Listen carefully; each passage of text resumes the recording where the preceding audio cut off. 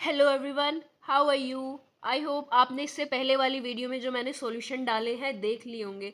आपके पास जो भी क्वेश्चंस हैं मुझे कमेंट में करिए और बताइए, और देखिए मैच करिए कि आपने जो आंसर टिक किया है वो सही है कि नहीं। देखिए एक क्वेश्चन ऐसे आया था कि जो इनिशियल नंबर ऑफ सेल्स है वो 10⁻² दिए हुए थे, और फाइनल नंबर ऑफ सेल्स जो है वो 10⁻6 दिए हुए थे। आफ्टर फ्यू आवर्स जो है सेल मल्टीप्लाई हो जा रहे थे। तो उसने बोला था कि नंबर ऑफ जनरेशन फाइंड करके बताइए। ठीक है, तो नंबर ऑफ जनरेशन फाइंड करने का फॉर्मूला आपको पता है क्या है? log NT minus log N naught, यानी फाइनल नंबर ऑफ जो भी सेल्स आए हैं और minus initial number of cells divided by log 2। ठीक है, तो हमें इनिशियल नंबर ऑफ सेल्स क्या दिया हुआ है 10⁻², और जो फाइनल नंबर ऑफ सेल्स है वो हमें क्या दिया हुआ है 10⁻6।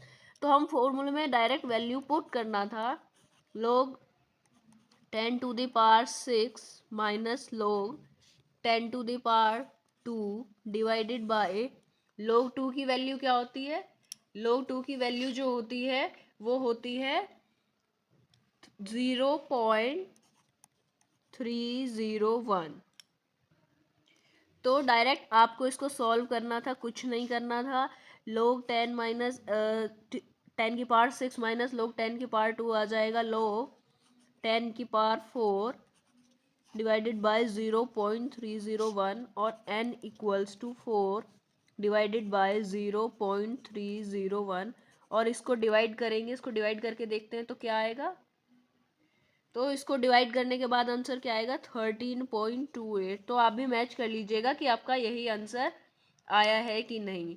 अकॉर्डिंग टू मी तो यही जो है इसका राइट आंसर है। NAT में था ये 2 नंबर में। ठीक है, नेक्स्ट क्वेश्चन देखते हैं।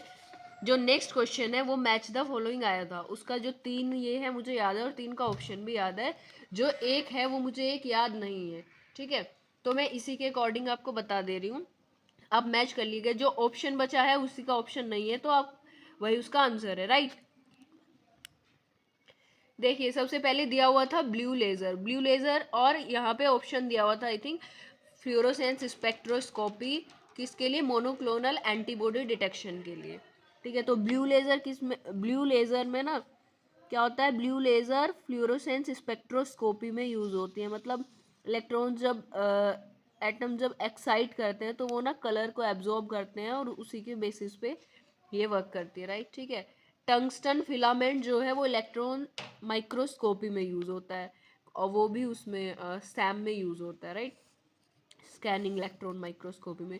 और पॉलीएक्राइल अमाइड, ये तो सबसे इजी था, जिसको कुछ भी नहीं आ रहा था वो 50-50 करके इसको एग्जीक्यूट कर सकता था, और ये इलेक्ट्रोफोरेसिस में यूज होता है। ठीक है, नेक्स्ट था कि जो क्रैब साइकिल है वो एनाबॉलिक पाथवे है, कैटाबॉलिक पाथवे है कि एम्फीबॉलिक पाथवे।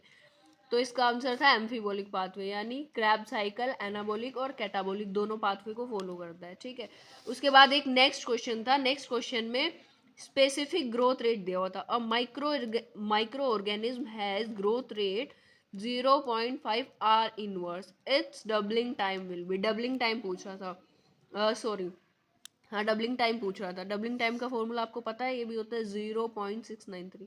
मतलब इसको हम LN2 भी लिख सकते हैं, right, divided by specific growth rate. और ये हमको क्वेश्चन में गिवन था 0.693 डिवाइडेड बाय 0.R इनवर्स। और ये R को हम ऊपर ले जाएंगे तो क्या होगा 0.693 इंटू 0.5 इंटू 60 भी कर सकते हैं, या फिर इंटू सीधा क्या हो जाएगा, ये 1 ही हो जाएगा, क्योंकि हमको जो आंसर था आपने पीछे ध्यान दिया होगा R में पूछ रहा था।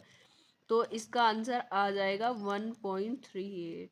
पता नहीं, कुछ लोगों ने जैसे ऐसे करके लिख दिया है ना कि 0.5 से 1.5 तक इसका आंसर आ रहा है। पता नहीं वो रेंज वाले जो है उसको सही करेंगे कि नहीं करेंगे। मतलब इसका आंसर यही है अल्टीमेट, और यही मेरा आया था। सो गाइज, आई होप आपको वीडियोस पसंद आ रही होंगी, और नेक्स्ट वीडियो में हम बाकी जो क्वेश्चन है उनका भी सॉल्यूशन देखेंगे जल्दी। So stay tune, like share and subscribe.